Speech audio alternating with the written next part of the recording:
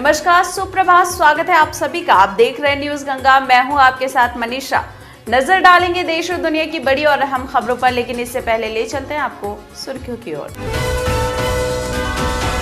PM Modi आज करेंगे मुख्यमंत्रियों से बात। कर्नाटक की ओर से की जाएगी लॉकडाउन को लेकर मांग। आज सुबह 11 बजे होगी बीजेपी विधायक दल की बैठक। 19 जून को होगा कैंप। अमित शाह पहुंचे दिल्ली के लोकनायक जयप्रकाश अस्पताल। इंतजामों का लिया जायजा। बम्बई उच्च न्यायालय ने एयरलाइंस को बीच की सीट पर यात्रियों को बिठाने की दी अनुमति। इलाहाबाद हाई कोर्ट का ऐतिहासिक फैसला। पति कोमा में है तो पत्नी होगी संरक्षक, केंद्र बनाए कानून। मुख्यमंत्री अरविंद केजरीवाल ने कहा, दिल्ली में अगले लॉकडाउन की कोई योजना नहीं। बीजेपी के खिलाफ दिखी लोगों की नाराजगी। दूल्हे ने शादी के कार्ड में लिखवाया कांग्रेस की जीत। सड़क परिवहन निगम 17 जून से आंध्र प्रदेश के साथ अपनी सेवाएं फिर से शुरू करेगी। बिहार में विधान परिषद की रिक्त पड़ी 9 सीटों पर 6 जुलाई को मतदान। और विले पार्ले की सेवा समाज घाट पर हुआ सुशांत सिंह राजपूत का अंतिम संस्कार। सभी ने नम आंखों से दी विदाई। कोरोना संकट को लेकर प्रधानमंत्री नरेंद्र मोदी आज सभी प्रदेशों के मुख्यमंत्रियों से बात करेंगे। इस बातचीत से पहले कर्नाटक के मुख्यमंत्री वीएस येदियुरप्पा ने कहा कि हम पीएम से लॉकडाउन में और ढील देने की मांग करेंगे। 19 जून को होने वाले राज्यसभा चुनाव से पहले प्रदेश भाजपा विधायक दल की बैठक आज भाजपा मुख्यालय में सुबह 11 बजे बुलाई गई है। बम्बई उच्च न्यायालय ने सोमवार को सभी विमान कंपनियों को अनुमति दे दी है कि वो विमानों के अंदर बीच की सीट पर यात्रियों को बिठा सकेंगे। चीन की सिनोवेक बायोटेक कंपनी का दावा है कि उसकी वैक्सीन ट्रायल में काफी असरदार साबित हुई है। कंपनी ने इस वैक्सीन का नाम कोरोना वैक रखा है। उत्तर प्रदेश के मुरादाबाद में 4 मासूम बच्चे खेलते खेलते कार में लॉक हो गए। काफी देर बाद जब लोगों की नजर कार में बंद बच्चों पर पड़ी, तब तक दम घुटने से 2 बच्चों की मौत हो चुकी थी। कोरोना वायरस के मामलों पर आईसीएमआर की नई स्टडी चिंताजनक है। स्टडी में कहा गया है कि 8 हफ्तों के लॉकडाउन की वजह से भारत में इस महामारी का चरम अब नवंबर मध्य तक आ सकता है और इस दौरान आईसीयू बेड और वेंटिलेटर की कमी भी पड़ सकती है। आम आदमी पार्टी सांसद संजय सिंह ने कहा है कि 18 जून के बाद दिल्ली में हर रोज 18,000 टेस्ट होंगे और नए टेस्ट के लिए 450 रुपए देने होंगे। उन्होंने दावा किया है कि अब टेस्ट 15 मिनट के अंदर ही होगा। वहीं केंद्रीय गृह मंत्री अमित शाह की अगुवाई में सर्वदलीय बैठक में कांग्रेस ने कहा है कि सभी लोगों की टेस्टिंग होनी चाहिए। साथ ही कोरोना प्रभावित परिवारों और कंटेनमेंट जोन में रहने वाले परिवारों को 10,000 रुपए की आर्थिक मदद करने की भी मांग की।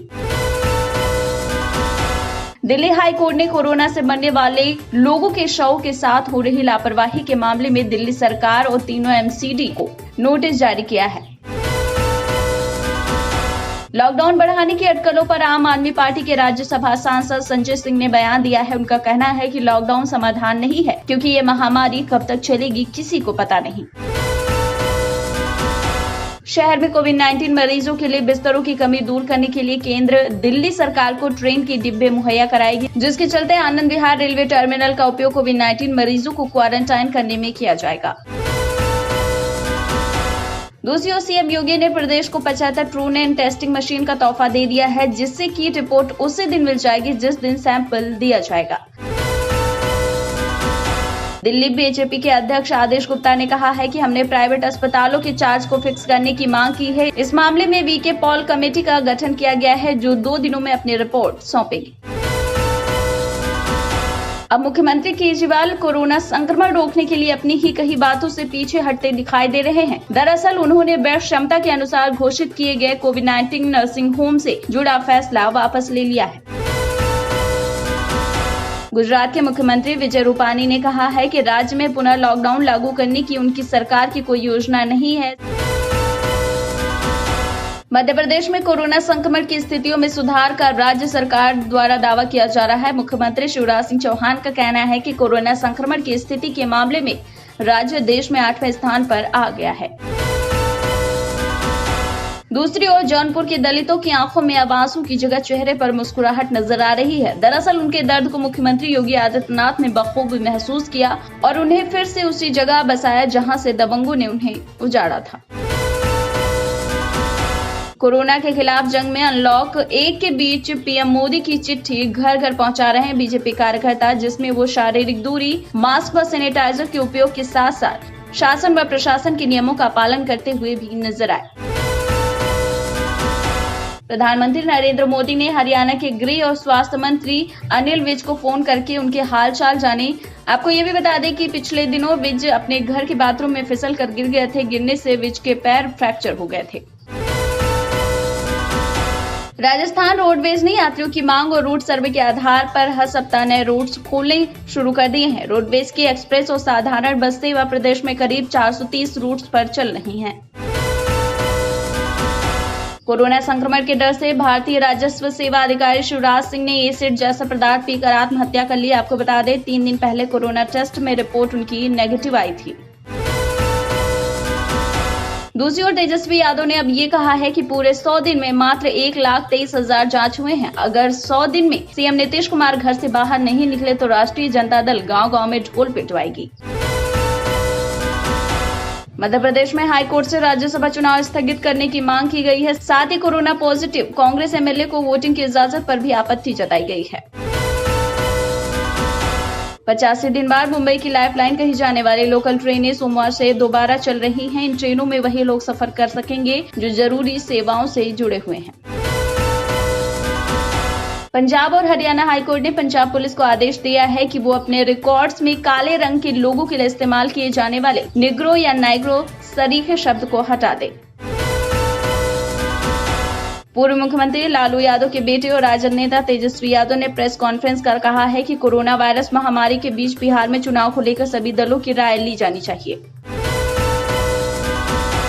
नेपाल के साथ सीमा विवाद के मामले में रक्षा मंत्री राजनाथ सिंह ने कहा है कि भारत और नेपाल के बीच असाधारण संबंध है। हमारे बीच रोटी और बेटी का रिश्ता है और दुनिया की कोई ताकत इसे तोड़ नहीं सकती।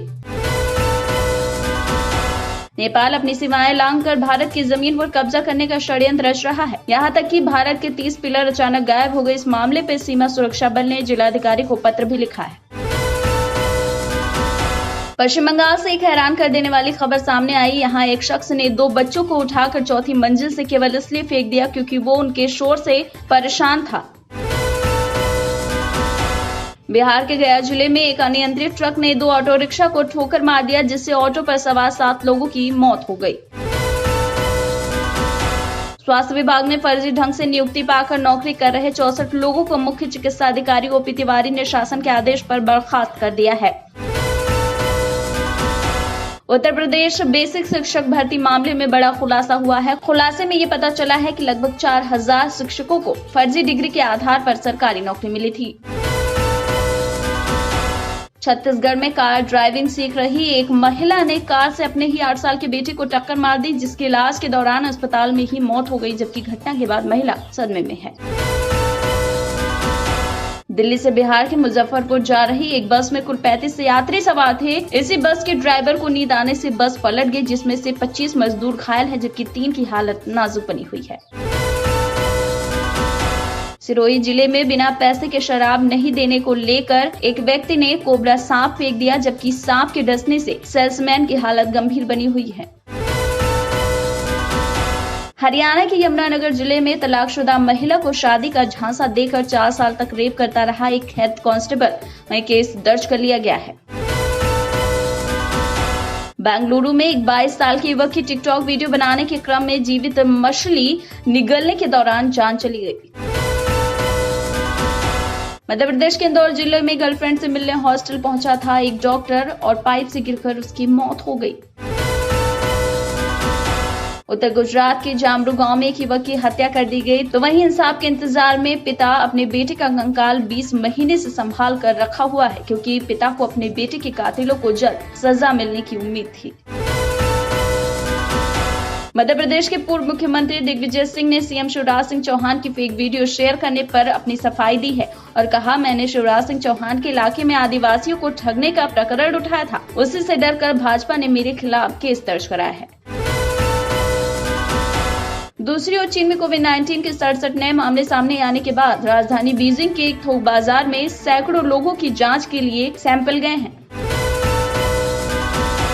पाकिस्तान की राजधानी इस्लामाबाद में स्थित भारतीय उच्चायोग के कर्मचारी बीते कई घंटों से लापता हैं। वहीं आशंका जताई जा रही है कि उनका अपहरण किया गया है। चीन में गधे की चमड़ी गलाकर उनसे कई तरह की दवाएं बनाई जा रही हैं। इसकी मांग इतनी ज्यादा बढ़ गई है कि दुनिया के ढेर सारे देश मुंह मांगे दामों पर अपने यहाँ के गधे चीन को बेच रहे हैं। मच्छरों को 100 रोगों का जनक माना जाता है, ये हम सभी जानते हैं, लेकिन ऐसे में वैज्ञानिक लोगों को इन बीमारियों से बचाने के लिए मच्छरों की ही लार से वैक्सीन बनाने पर शोध कर रहे हैं। दूसरी ओर गुजरात में अब तक 11 बार छोटे बड़े भूकंप के झटके महसूस किए जा चुके हैं। लोग डरे सहमे हुए हैं, लेकिन फिलहाल किसी भी तरह के जान माल के नुकसान की खबर नहीं है। BS4 वाहनों की बिक्री से जुड़े मामलों में सुप्रीम कोर्ट ने अब कहा है कि 1.5 लाख BS4 वाहनों की बिक्री और रजिस्ट्रेशन की अनुमति दी गई थी, लेकिन अब लगता है कि 2.55 लाख वाहन बेचे गए हैं, जिसके बाद शुक्रवार तक वाहनों की बिक्री और रजिस्ट्रेशन की पूरी डिटेल्स जमा करवाने को कहा गया है। Indian council of medical research की ओर से एक और corona test antigen testing kits की तकनीक को मंजूरी दे दी गई है। अब इसके जरिए सिर्फ आधे घंटे में ही टेस्ट का रिजल्ट आ जाएगा। दूसरी ओर अनमोल नारंग ने अमेरिका की वेस्ट पॉइंट मिलिट्री एकेडमी से ग्रेजुएट होने वाली पहली सिख महिला बनकर इतिहास रच दिया है। आलिया भट्ट और करण जौहर ने सुशांत सिंह राजपूत के लिए पोस्ट किया तो उन्हें सोशल मीडिया पर काफी ट्रोलिंग का सामना करना पड़ रहा है। और मेलबर्न के रॉकबैक उपनगर में एक नए आवासीय परिसर का निर्माण किया जा रहा है, जिसमें गलियों के नाम सचिन तेंदुलकर, कपिल देव और विराट कोहली जैसे दिग्गज भारतीय क्रिकेटरों के नाम पर होंगे। तो ये तो थी देश और दुनिया की बड़ी और ताज़ा खबरें। ऐसे ही ताज़ा तरीन अहम खबरों को सुनने के लिए आप तुरंत सब्सक्राइब कर लीजिए हमारा चैनल न्यूज़ गंगा। अगर खबर अच्छी लग रही तो हमें कमेंट बॉक्स में मैसेज भी कर सकते हैं। साथ ही अगर खबर देख रहे फेसबुक पर तो लाइक कर दीजिए हमारे फेसबुक पेज को। इसी के साथ दीजिए इजाजत, बने रहिए न्यूज़ गंगा पर। नमस्कार।